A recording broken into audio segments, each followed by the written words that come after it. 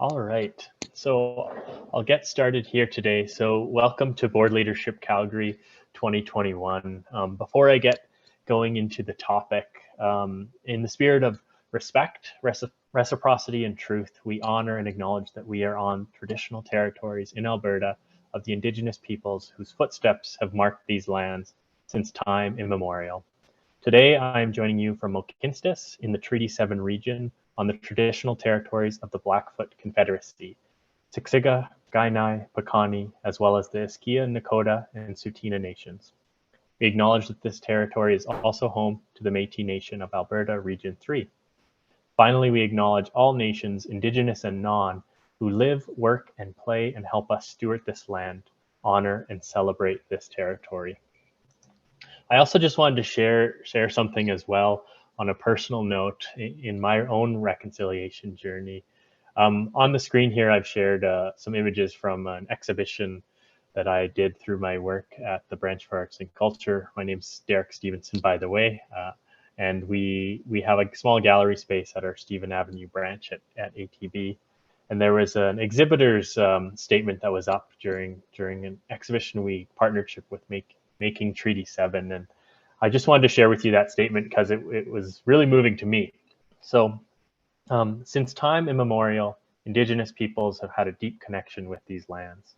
These lands have provided them with everything they need to survive. The original inhabitants of these lands practiced gratitude for what was provided to them. Animate and inanimate objects had spirits, and plants and animals had their own nations. It is a worldview from which we can all benefit, to appreciate the interconnection of all beings, the lands on which they reside, and how they function with the ecological system as a whole. Everything is connected. Every action has a consequence. Actions taken now will impact generations to come. The past is connected to the future. So I really enjoyed that statement, and I thought it was relevant in today's conversation as well. So who is Board Leadership Calgary? So we were formed back in 2013, and we're made up of a number of different local organizations and community leaders involved in the nonprofit sector. Our goal is to provide affordable and accessible learning opportunities, and we're supported by a few different sponsors. So the Friends of the Federation of Calgary Communities, Service Credit Union, and Simple Cloudworks. Just a bit of housekeeping. Let me know if you can hear me. If you have any sound issues, please put it in the chat and we'll try and fix that as we go through today. There is a Q&A function in the recording, so please feel free to utilize that if you have questions. As I mentioned earlier, the session is getting recorded.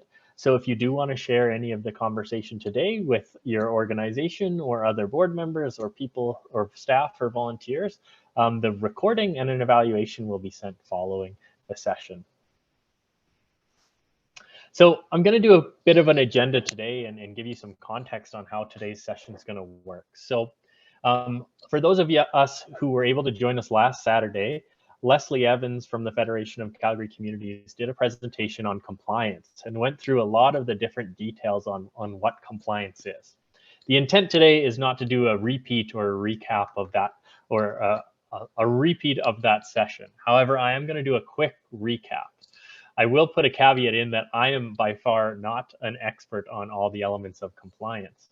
However, luckily enough, Leslie Evans is here in the chat if we do have questions today regarding compliance or any of the nuances and details of that. Oh yeah, sorry, I made a quick error. There is no Q&A button in today's session. It's just in the chat. That's my mistake there. Sorry, I apologize. So if you do have questions, please put it in the chat and we'll be monitoring that. So after I complete a compliance recap, I'm going to do a conversation with Mpoe from Swallow a Bicycle Theater. And following that conversation, I'm going to talk with facilitator and consultant Jennifer Beyer. So today's session and the conversation is going to be a little bit different because we're going to talk about how the structures within nonprofits and charities impact decision making. So if we look at decolonizing these processes and implementing equity-based practices, can we maintain a compliant organization that still meets our legal requirements? What are different kinds of decision-making processes? What are barriers that we can break down for impactful change? This is a conversation we've seen a lot in the nonprofit sector in the last few years throughout the pandemic and through some of the social justice movements that have impacted our world over the last 2 years and throughout history. So I'm really looking forward to this conversation and this dialogue today. Oh, I had the agenda up twice. Here's our guests today, Mpoe and Jennifer. They'll be joining me a little bit later. So to start off, what is compliance? Well, compliance means conforming to a rule, such as a specification, a policy, a standard, or a law. There's a number of different levels of that, but just to set a foundation of the conversation today. So this image, I think, is really important and is likely going to come up later in our conversation, which is some of the different layers of compliance that come through. Some of them being external, so some of the rules and regulation that comes in through legislation and regulation. So those are external to our organizations. And then some of the compliance requirements that are internal, like our own objects, bylaws, and policies of our organization.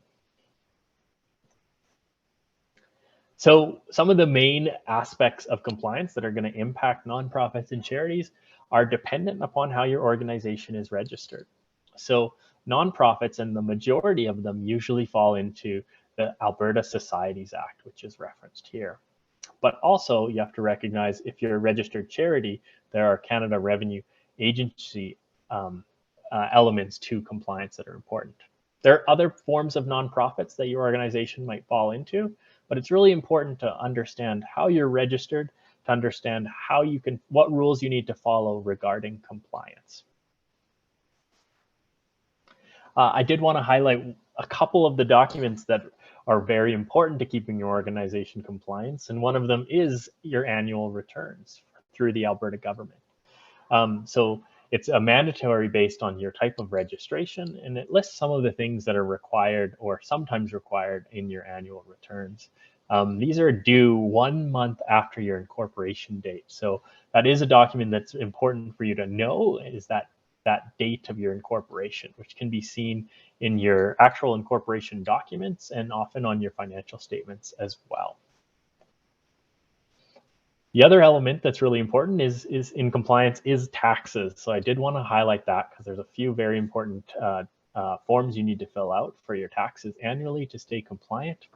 So as a nonprofit, the T2 is due 6 months after your fiscal year end.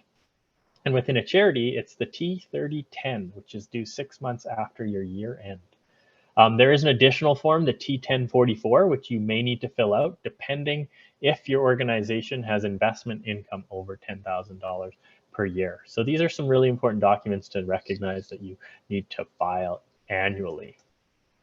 I put a little screenshot here of the final piece. This is something that you can get through the Federation of Calgary Communities. As a member of that organization, they have a number of resources you can access, including a compliance checklist. So I took a little screenshot of it, which just shows some really important documents and some really important annual filings you need to do. This is not comprehensive. There's more things you may need to submit or file in a given year, depending on your organization. And maybe there's some related to insurance. Maybe there's some related to your funders or grantors or AGLC that you may need to file beyond these. But these are some of the more common ones. So these are your legal documents listed above, and then your annual filings. So your federal tax return, which I just spoke about, your corporate annual return as well, which I mentioned. In Calgary, there's a property tax exemption application. If you ever have music playing at one of your events or as a part of your business, you do have to file an in tandem through SOCAN or Resound. And then, of course, your T4 and T4A for all employees and contractors. So that's a little bit of a recap from last week's presentation. Like I said, I'm not going to go into too much detail. You can access the recording from last Saturday's compliance session, which goes into much further detail than this. But I just wanted to set a foundation and a base for our conversation today. So I'm going to end this screen here, and I would like to invite our first guest up today, which is Mpoe from Swallow a Bicycle Theater. Oh, you're just on mute still, Mpoe. Amazing. Hello, Derek. Hi, everybody. Thank you for joining us today. Thank you so much for joining us. I'm thrilled to have you here today and excited to share a little bit about yourself and your organization and some of your journey and change and shift within your organization. So to start us off, Mpoe, I just thought I would ask you to tell us a little bit about Swallow a Bicycle Theatre, how it started, and sort of what makes it a unique theatre company here in Calgary or Mohkinstsis. Yes, absolutely. So, Swallow Bicycle Theater was founded in 2006 by Charles Neto, my apologies, and Mark Hopkins, who's joining us today in the Zoom room. So, they founded it based on a need to just formed some weird stuff in Calgary. Hello, Mark. Formed just some weird stuff in the Calgary art scene because they were not seeing that a lot. Most of what was being showcased was very conventional theater. So they experimented with what it would look like to present in abandoned train stations below the Calgary Tower, for example, and just helping people realize that theater could look like a multitude of things. This slowly evolved and morphed into create like focus on creating site specific work. And yeah, they won a placemaking award from the city of Calgary, which was just a recognition that they've animated the city and they have made folks aware of just the local spots available in their in their city that they've never known before. And while like a focus on site specific work was great and highlighted the how of doing the work, they did not really know the why and what.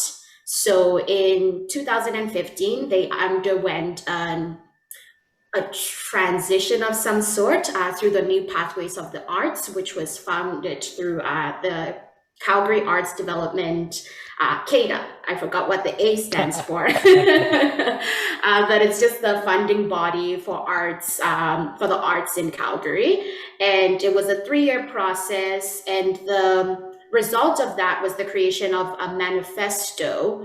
And what the manifesto was for Swallow Bicycle was an articulation of the direction that we wanted to take, an articulation of our values as well. And it helped crystallize what Swallow Bicycle is for, who it's for, and a core value that came out of that's highlighted in the manifesto is productive discomfort.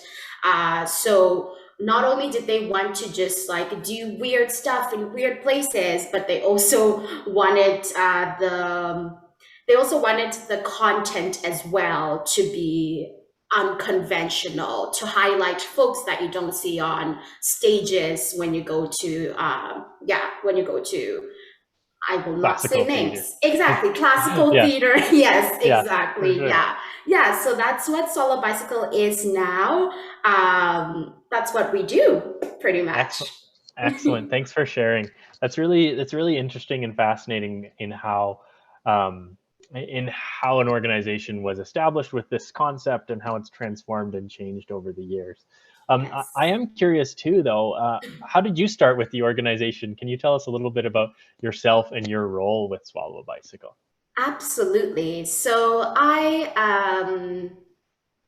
in introducing myself, I often like call up, bring in people who have made me the human I am. So I am the child of Rico Gedijera Majineta Mangwale and Kutume Mogale. And I was born in South Africa. And around age 13, it is age 13, not around. At age 13, we moved to Canada and Edmonton specifically, or Miskochi Skaigan, as it's traditionally known. And while I got here, I delved into the arts and specifically dance. When I graduated in 2019 with my BA honors in with the thesis that I wrote titled The Representation of Blackness in Edmonton's Art Community, I decided that I wanted to go to Calgary. There was a great program that was specific to jazz. And I knew that it would help me or maybe I should say, not say help me, but like it would focus me on the journey towards learning art forms created by Black folks. And while there, I saw a posting from Swallow Bicycle, and I read the manifesto, and in many ways, the art that we're doing was related to my values as an artist and the values that I've developed throughout my undergrad, that I've crystallized. I was like, this is the organization I should be working with. I was hired as an administrator, and within a year of that, everything changed. I couldn't tell you what my role is right now. It's not an administrator. On the contract it is, but we're working right now to change that for everybody in the organization to really reflect this restructuring that we'll be talking about shortly, Derek and I, that we're currently undergoing, which we're aiming towards non-hierarchical ways of working. So right now, I say I'm an administrator for Swallow Bicycle, but in practice, that's morphing. And hopefully within the next 2 years, we have a better title of what it is that we do as staff members there. Mm-hmm. That's such an interesting career path and exciting journey to Swallow Bicycle. And I remember some of our first conversations when we first connected, and even researching a little more about Swallow Bicycle. And I stumbled on the website, and in August of 2020, Swallow Bicycle put out a statement around some actions that that the organization was going to make change within. And it really fascinated me in regards to this conversation today. And I was curious about, so that came out in August 2020. We've been, since that time, there's been a year, almost a year's time, not quite a year's time, I guess. But I'm curious, what actions have you taken? What elements within that manifesto stand out to you? And I was curious if you could share a little bit about that. Absolutely. So, the document from August 2020 was to let our community know what we are doing. We went into a sort of hiatus. Is that how you pronounce that? There are 7 languages that live on this tongue, so my apologies. Hiatus, So we went into a sort of hybrid mode situation for the rest, for about a year, where we were just doing internally focused restructuring. And one of the things that we point out in the document that Derek is referencing is our restructuring efforts.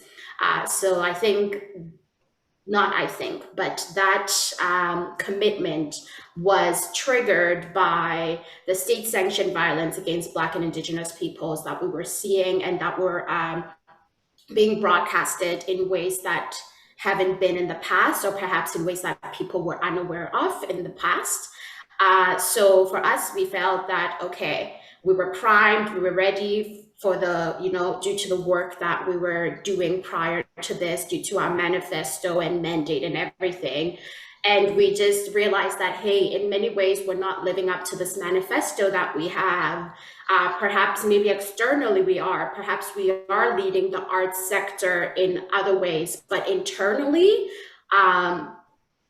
our procedures, all of those things are still very much not equity, diversity, inclusion, and accessibility focused in ways that we'd like them to be. So we've been undergoing this restructuring effort where we're changing our policies, our procedures, our rules, pay, you name it. We're just flipping it all and uprooting it.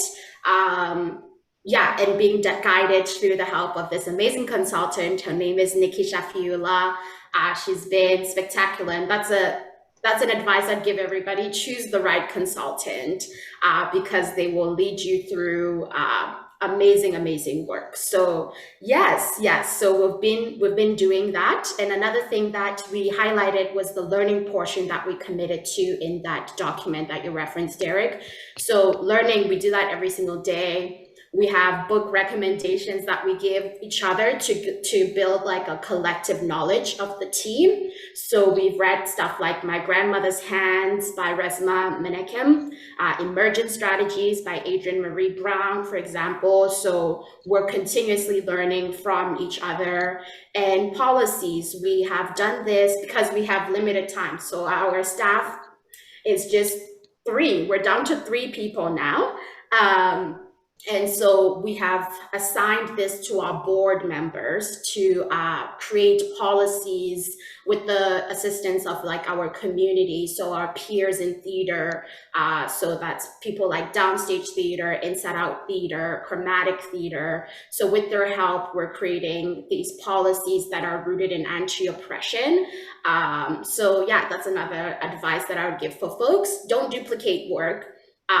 There are people around you who have probably are in the process of creating policies. So why not share that work collectively? So that's what we're doing with our policies and procedures. Yeah. We've been doing a lot.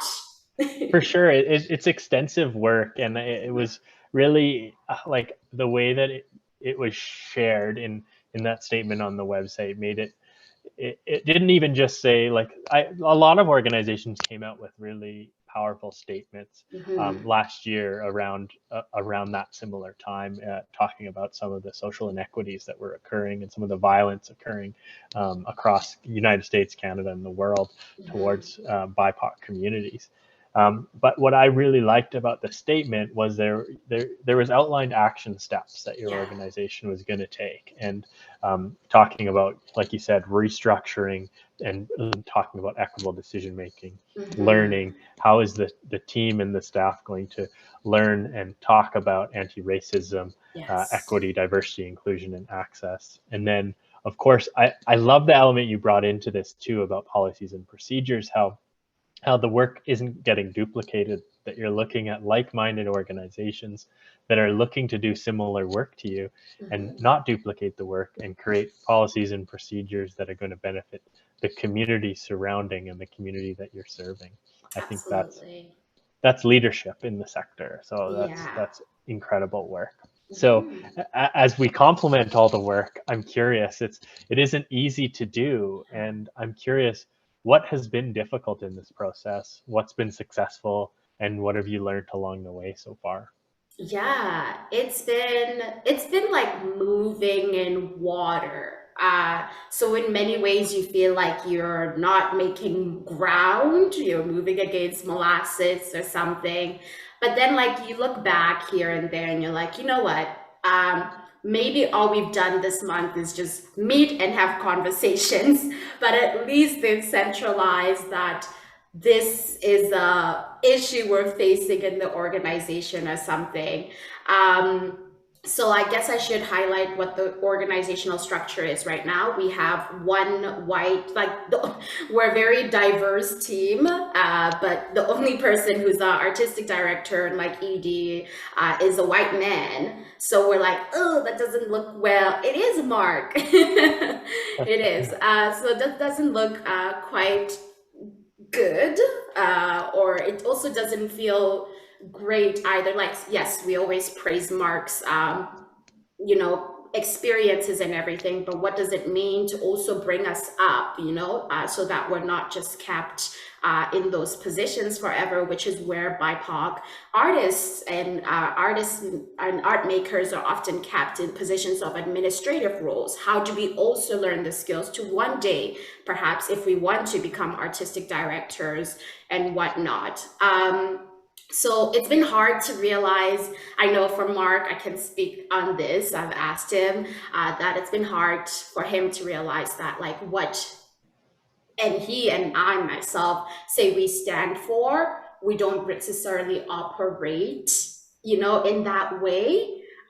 So it's been really hard to be within that gap of like, oh, this is where I need to go, and this is where in reality I am.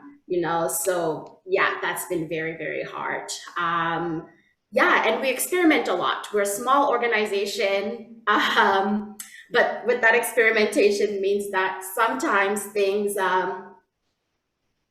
things get too overwhelming. So so that has been a big challenge. It's like, yes, we can reform because we're not bound to, we can push against. For example, I ask Mark all the time when he's showing me that, when he's sharing a skill with me, say, making T4As, okay? I can ask him that, hey, why do you keep the data of this information here? Like, or when we're doing contracting, I'm like, do you have to write contracts this way? So we're able to push against each other because we're such a small team that's able to bring our full humanity to the work. However, sometimes it means, oh, now you just open up a can of worms and we gotta, like we have to sort through it. So that's been challenging. Yeah, that's been challenging, and it is what it is. Yeah, and I think that's part of where we talk about the conversation on Saturday and the conversation in the work that your organization is doing. How do we bridge that gap between keeping our organizations compliant, not only, of course, legally with the Societies Act and the CRA, but also the other levels of compliance that come through with an organization.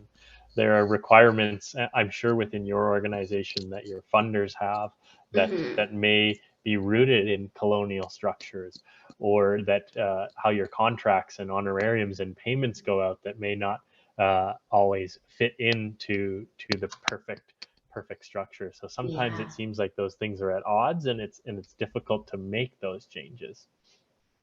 Yeah, and in many ways, like when I'm thinking about the things that Leslie highlighted in the previous conversation, around compliance, many of those things were in Mark's head, because he has a long history with the organization.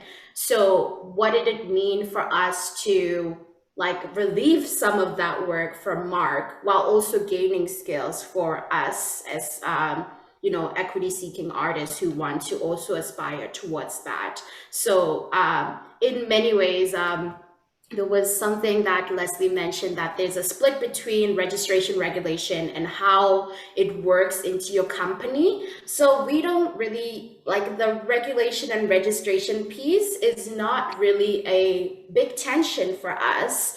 It's more so, and I think for most organization, it's how you interpret that into your organization. So what are the structures that you've made? What are the procedures that you've made that make you bound to those colonial ways of doing things? So once you alter that, because really what the CRA and like AGLC and all these things they care about is that you file your taxes, you use your money for the public good. So, okay, we can do that. Mark has that knowledge. He can transfer it over. We can skill build within our organization. But to be honest with you, Derek, that hasn't been the biggest point of tension. It's been more so the procedures and everything. So compliance for us speaking personally, Yeah. is not where the tension lies. It's more so how we've interpreted it and the ways of working that we've ingrained into our organization that needs fixing. Yeah, no, I think that's a really good learning point for people to get from it, that it might not be necessarily the external controls that are placed on your organization, but maybe the internal structures that you've built within policies, Exactly. procedures, or things in the bylaws, things like that. Yeah. Mm-hmm. So I do have one final question, and of course we'll bring you back at the end of today's, but and it's connected to what we were just talking about. But I noticed that your organization has tracked the journey that you've been on in a number of different ways, from 2006 to its current makeup, around particularly around volunteers, staff, and board members, and your Indigenous, Black, and people of color representation within your organization. Mm-hmm. So as the organization looks at its past and looks to continue to grow in the future, what were some of the key changes that made this process more equitable, and what does the next step look like for that? I think the key changes that made it necessary is just a continuous reflecting onto our manifesto. Like even when we're 2 years in, we're consistently looking at, are we meeting our values? So first and foremost, I would encourage organizations to really like do those mission visions to ways that really articulate your values as an organization. Sometimes we type them up and we're just like, this is it, I will present it at every grant, but really do it in ways that anchor you. So for us, it's a continuous reflection on that. Are we meeting this part of our manifesto? Are we kidding ourselves here, kind of thing? So yeah, I'd say that has been a key trigger to all the changes we've made, honestly. Amazing. Well, thank you so much, Mpoe. Thank you for this conversation and your time here today. So I'm going to bring on Jennifer next, and I'll bring you back, Mpoe, for questions at the end, and we'll open it up to the participants. But thank you again. Jennifer, if you don't mind coming on the call. Oh, hi. How are you doing today, Jennifer? I'm good. How are you? I look frazzled, but I don't feel frazzled. I think I'm okay. Excellent. Excellent. Well, to start us off, I just wanted to learn a little bit about who you are, Jennifer, and some of your work in the sector to introduce to the participants today. Sure. So Jennifer Beyer, I've been working in and with the nonprofit sector for close to 20 years, which is crazy, and in Alberta for the most part. Some national work, some provincial, a fair amount of provincial work, and then a lot kind of regional and local across the province. I've been a board volunteer, I've been an event volunteer, I've developed new programs for nonprofit organizations, I've coordinated those programs, I've been a frontline delivery staff, with youth in a part of Edmonton here. I don't know why, I just look towards where the organization is in relation to me, which doesn't help you.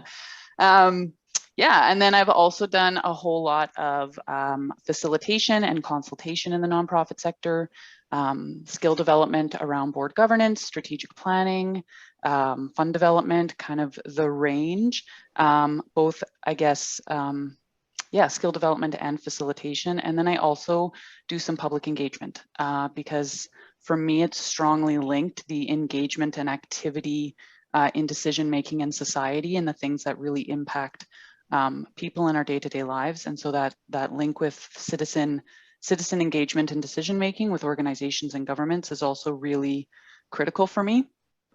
And currently I'm doing that as a consultant, as a contractor with nonprofits and governments.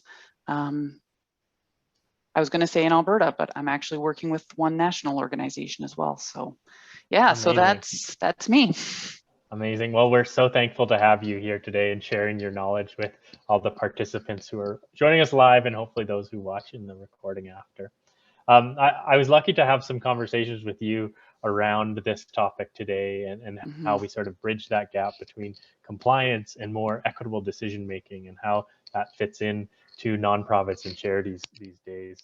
And I know recently you assisted with some research with the ECVO in Edmonton, so the Edmonton Chamber of Voluntary Organizations, and it was just published yesterday. So I know it's brand new, and I was diving into it this morning. But I thought the very first foundation of it was really important to the topic of our conversation today, which was around the word governance and how it differs from board and sort of what that means. And I wondered if you have some context on that we can bring to this conversation, because I thought that was really fascinating. Yeah, for sure. I think what's happened without any of us really realizing it or thinking about it is when we hear governance, we think about the board, and the way we see that is usually people talk about board governance when they talk about the nonprofit sector. So I do skill development or I do consulting with on nonprofit board governance. And so we've linked the two over time, over a long period of time, without really realizing it. When we step back and look at that link, what we've done is associated a set of responsibilities, a set of processes with a structure. But there's very little, if anything, in acts provincially and federally that actually makes that link for us. There are some bare minimum standards. I feel like we should bring Mpoe back because she was speaking and I was just thumbs upping my camera. Yes. That we've made a whole bunch of links because we talk about nonprofit board governance, and actually there's very minimal standards around that legally. We have created that, which means we can also uncreate it. Yeah, I think that Mpoe referenced that a little bit, and I noticed you noticed some of that in reading the Alberta Societies Act, that there are some things that we've assumed over time that are legal requirements, but are rather these internal things within our bylaws. There was one thing that I noticed once again in that research, but it was around like an example of that. I wondered, there was one that came to mind for me, but I wondered if there was an example around a teaching or something that we think is a rule or requirement for our boards or how our thing is structured, but may actually be something that isn't outlined in the Societies Act. Ooh, I mean, that's super tough. There's some really obvious examples that most boards assume that they need to meet once a month to make decisions, to have conversations, etc. There's nothing stipulating frequency of meetings. It could be once a year to do your, AGM and annual filings. A lot of boards assume there's kind of a program review, program input piece that has to happen at a board level. That is certainly not stipulated in at least the Societies Act at all. I doubt if I went digging, I'd find it in any other acts. As I was thinking about this a week ago, I actually went into the Societies Act and did a term search, and, president, I think, is mentioned twice in the Societies Act, secretary once. So most of the roles and responsibilities, aside from the high level record keeping, organizational budget reviews, again, at a high level, not necessarily monthly, almost everything the board does is something they've decided to do instead of they've been told to do. I'm saying that, and then from a structural perspective, maybe the only other example I'd give, and this is not in the Societies Act, but I actually think it's something that is a good development, is the board kind of supervising one staff person and not getting involved in the whole staff array. I know some boards don't have a senior staff, and so they supervise all the staff, but just being clear on those lines of communication and authority, I think, are really important. I say that, and then it's not actually stipulated in the Societies Act. So however your organization chooses to structure, knowing that clear lines of communication and accountability are good for us to be able to do things together. Yeah, you have a lot of options. Yes, most definitely. I think it's interesting. I read especially that piece about the term president not necessarily popping up in the Societies Act very often, and sometimes it seems as if it's not necessarily the legislation and the regulation legally that have put these restrictions on our organization and our decision making, but it's been these outside sources. Maybe it's internally with bylaws, but sometimes it seems like there's funders or grantors or other organizations that have some requirements or require some sort of reporting that relates back to these specific roles of a board. Yeah, it's an interesting scan I'd like to do in detail at some point, or see someone do in detail at some point. My suspicion, though, again, based on very recent reviews of the Societies Act and its regulations, are that I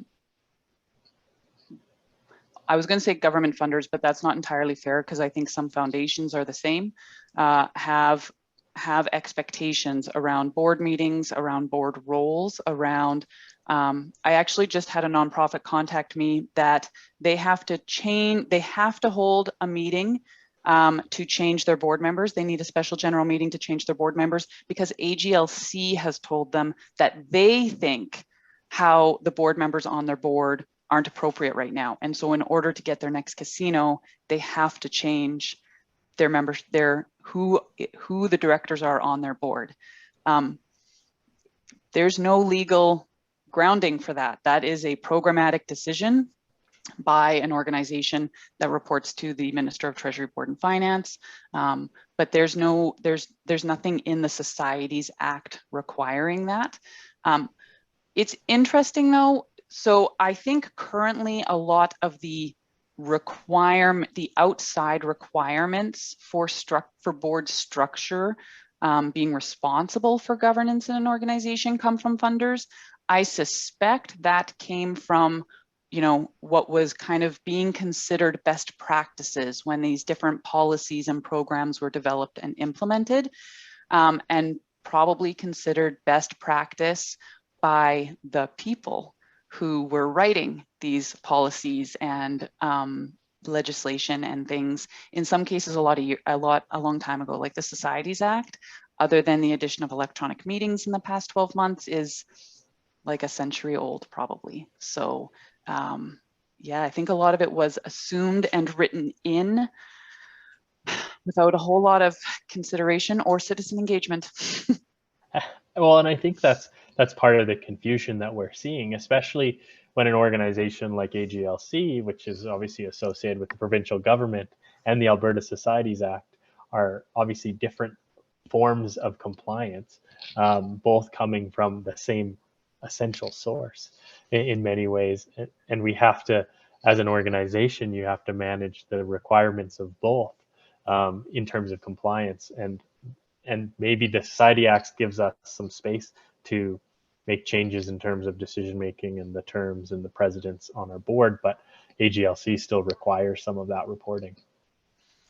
I agree. I think that there's decision making in that too. I know organizations that are choosing not to incorporate under provincial legislation for some of the for different reasons. I know some organizations who are choosing not to access gaming dollars through AGLC for various reasons. Some values alignment with their organization, which Mpoe mentioned this. I think vision, mission, and organizational values are so critical and so important. And I don't know that a lot of nonprofits really live those in a lot of ways. I think we talk about them and we feel good about them, but I don't know that we all live them. And so there's choices to be made in all of this as well. And so choosing to access that funding isn't a good or a bad choice. It's just a choice. Right. And if that's a choice you want to make, then there are limits placed upon your governance structures or your board structure and its responsibility for governance processes within your organization. Yeah, very interesting. One of the things we talked about, Jennifer, was around, actually it was from Vu Le, who has his site Nonprofit AF, and you referenced something they mentioned as well earlier, but they had an article titled, I think it was in July of 2020, titled "The Default Board Model is Archaic and Toxic. Let's try some new models." Well, there's one thing that was mentioned in that I thought was interesting and you brought up, which is the concept of a minimally viable board. I was wondering if you can explain that concept a little bit and what that might mean. Yeah, I mean, without getting into details, especially about funder requirements, a minimally viable board is are you required, either legally or by your funders or by others? What are you required to have the board, I should say legally or by funders or by others, as well as by your current bylaws, to have your board do? And taking a look at that and then saying, okay, this is what external influences are on what our board has to do. Like, what do we have to set our board up as to meet these requirements of systems we want to engage with? Other than that, what can we do? And a minimally viable board is have your board do the absolute minimum required to meet those requirements, and then find other ways to do everything else, so that your governance is as much as possible equitable, spread through the organization, involving clients, members, and community members, involving those with with lived experience involving those who decisions will impact, so program participants, service participants, things like that, and as much as possible moving governance and moving that power of decision making, which really is kind of the at the foundation, that's what governance is decision making for the organization. As much as possible, moving that power, moving the decision making and giving the power associated with that to the people most impacted by it, and having the board just kind of, you know, sign the checks and stamp the forms and whatever other minimum requirements your funders and legislation make, which again are very few. Like 5 people once a year review the financial statement. And the secretary is named as the keeper of the documents, which is all in the cloud now. So the secretary doesn't even really have to do that. Yeah. It's when you spoke there about the power that comes from the board in terms of the decision making, it made me think about one of the concepts brought up in the research we talked about through ECVO. And I don't know if you had a chance to dive too much into this, but I thought I'd bring it up, which was community engaged governance and what that looks like and what that sort of means for an organization. Yeah, I mean, it's one of the reasons I do public engagement with nonprofits and governments as well, is I would say historically, but let's be honest, in contemporary life as well, for the most part, people are making decisions on our behalf. I'm in Edmonton. Edmonton City Council is convening right now, making budget decisions that will impact me and my life, that will impact the lives of my neighbors and others in the city. And this group of people has been given that power to make those decisions, which is fine if those decisions and how they make them are representative of the views and the interests and the needs and the values of the people they're making decisions for and who their decisions will impact. And so I think the same is true for nonprofits. By and large, the majority of nonprofits on their board members are not representative of the people they serve. They are primarily white, they are primarily upper middle class, they are primarily educated. This is not true in all organizations, but it's primarily true in the vast majority of organizations. And then we expect, but we've given the power to this group of privileged individuals to make decisions on programs in issue areas they have no understanding of. So, you know, we ask them to make, again, we've empowered them through our bylaws, through our assumptions about the structures we're supposed to have to enact governance in our organizations, to make decisions about, say, programming for those experiencing poverty. The people that are making these decisions have never experienced poverty themselves. How on earth could they make a meaningful, impactful, positive decision about that if they haven't heard from and listened to the people experiencing poverty? But really true social justice, like really decolonizing this, is not just I go out and listen to them and then I go away and make the decision. It's saying, why am I even making the decision in the first place? Give the decision-making power to them and let them choose. It's a topic that I feel like there's a lot of questions in the chat popping up now, and I think it actually spurs to the question part of this. And so, Mpoe, I'd love to invite you back on to the call. Thank you for joining. And I apologize, and I'm not sure if it was myself, Mpoe, if I used the incorrect pronouns. I apologize if that was myself. I was just going to do that too in the chat. I'm like, oh my gosh, she's even got them on her name and I missed it. So thank you, everybody. And thank you both. The conversation is, I'm so lucky to have you both here today, because I feel like what's really fascinating here is Mpoe and Swallow Bicycle, you've been on a journey to make some changes.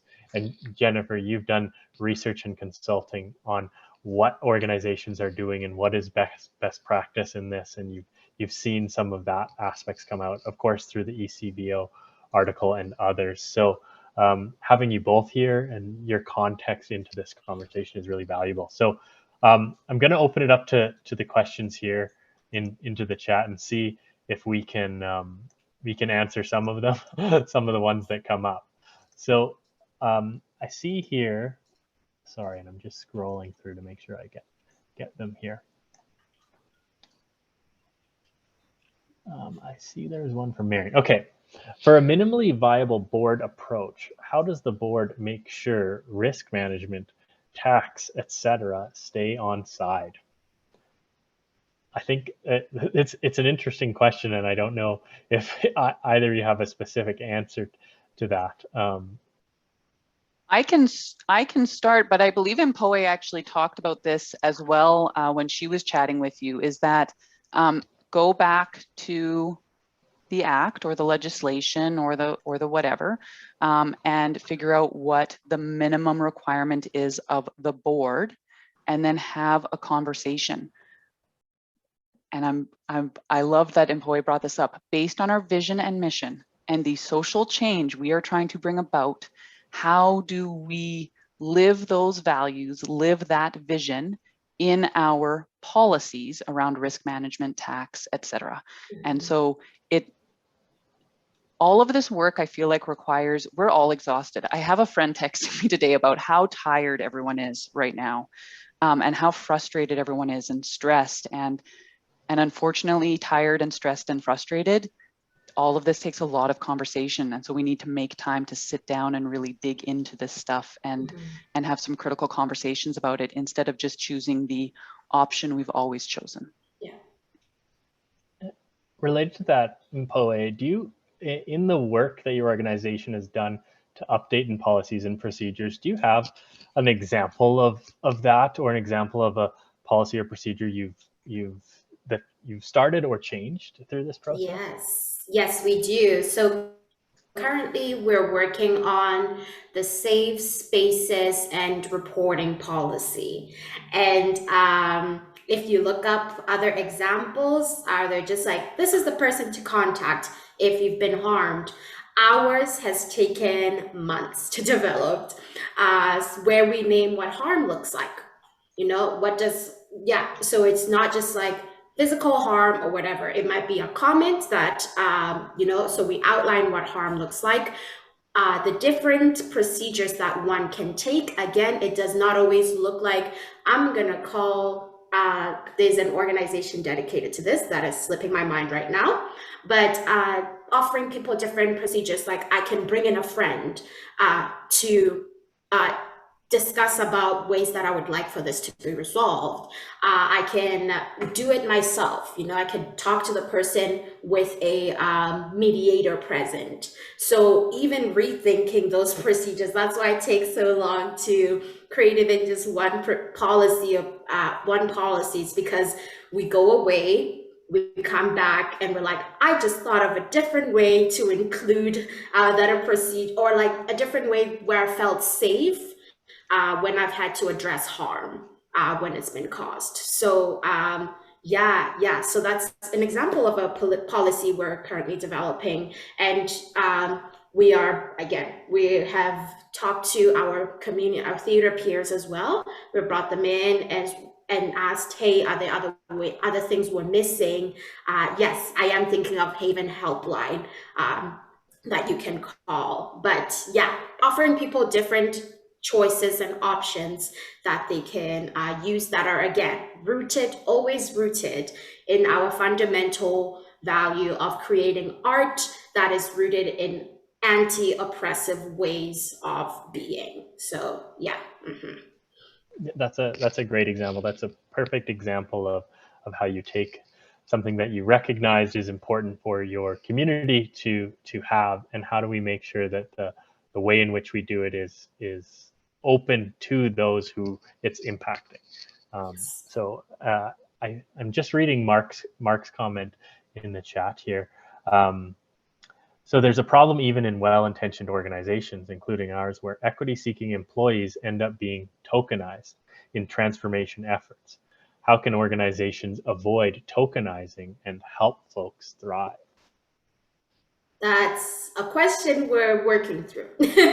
And I guess, okay, so for me, what tokenization means is that the overall a benefit of an action, the benefit mostly lies on the organization. So me coming here today might be tokenization, to be like, look at Solo Bicycle, we have Black people, you know?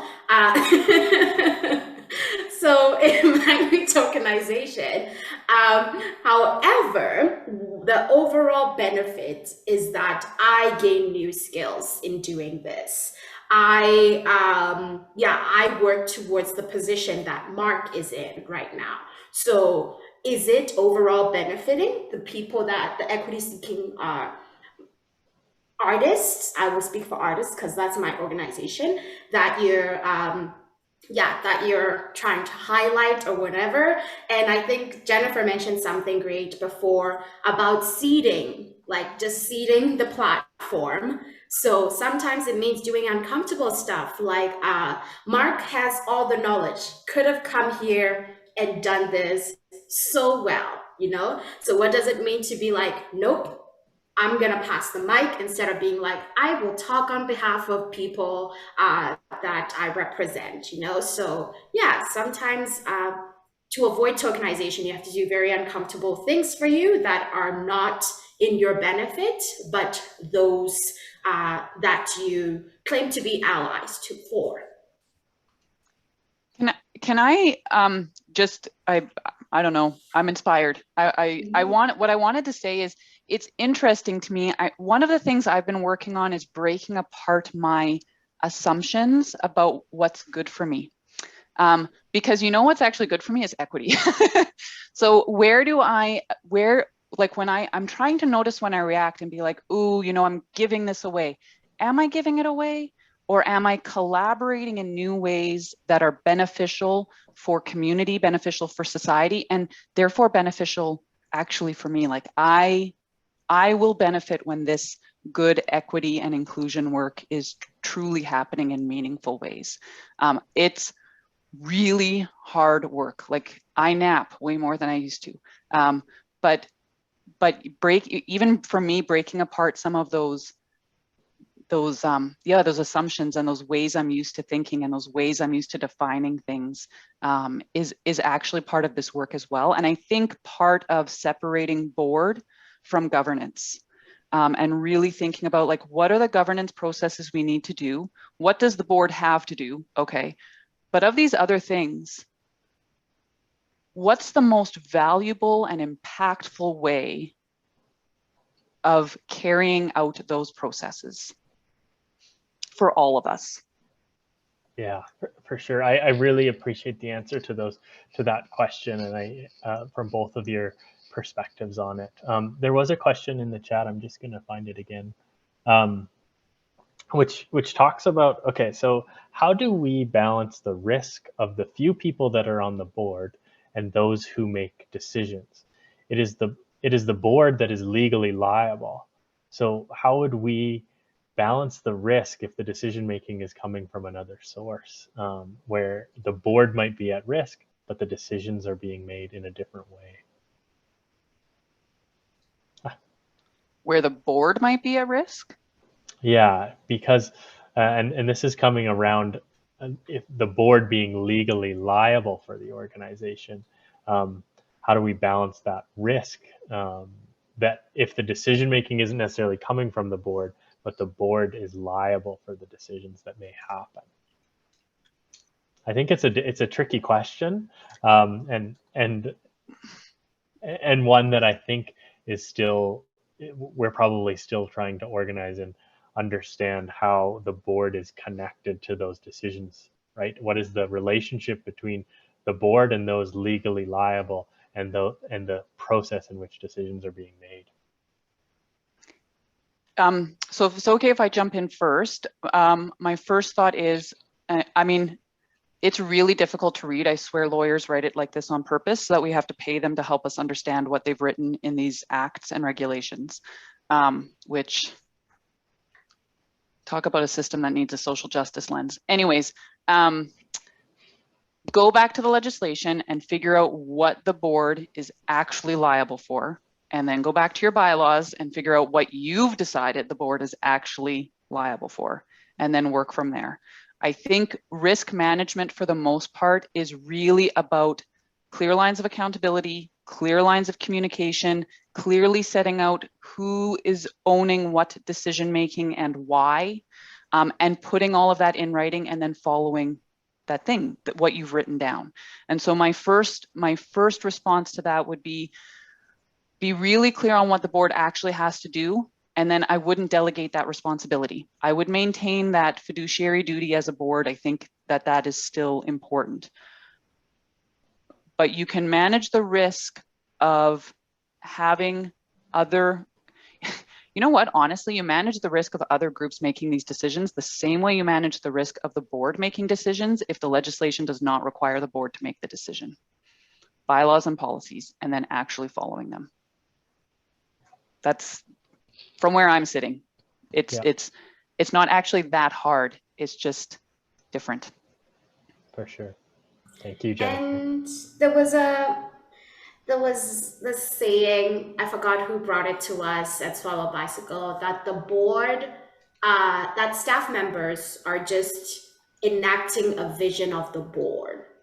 So what this organization really is, or organizations are, or oh yes, it was Nikki, our consultant, who said, hey, the reason you need to have a board that buys into the vision of the organization is that there are people who are like, I don't have enough time to see this vision through. So I've hired staff members to enact those actions that lead towards this vision, kind of thing. So having a board that buys into the vision of the organization, and it's important, because like at the end of the day, I think that's who the decision, anyways.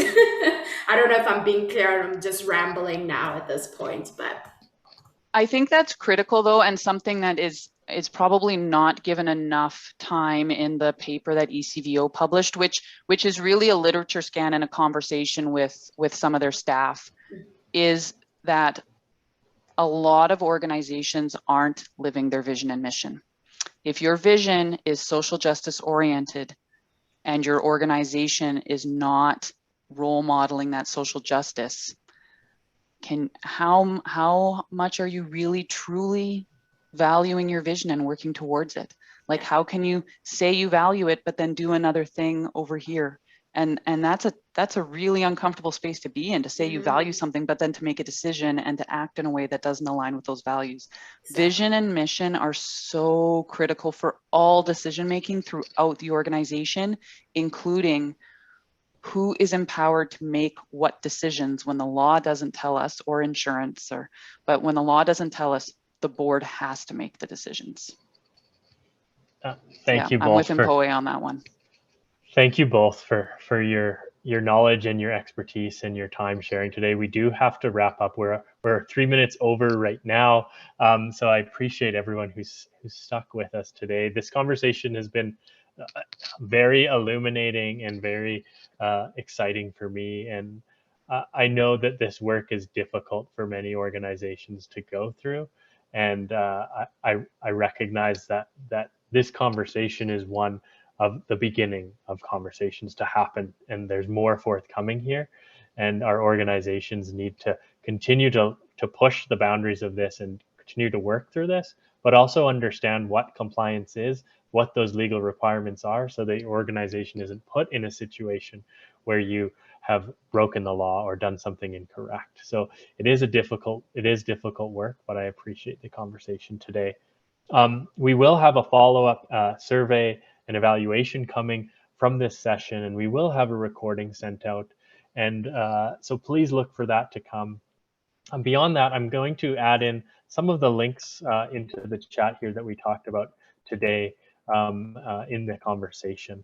The last link there is the ECVO research that Jennifer alluded to throughout this conversation. And I was trying to find a link, Mpoe, to your Swallow Bicycle website, but it wasn't popping up for me in live here. But I know if you go to the Swallow Bicycle website, you can see their work and their statement from August 2020, which I think is a really good outline of the steps your organization is going through that could be valuable to others. So thank you again. Thank you, everyone. And please look for an email with a survey and a recording of this conversation in the future. Oh, thank you, Mark. Oh, and Mpoe for putting that in the chat. Thank you. Thank you, everybody. Have a great rest of your day. Thank you, everyone.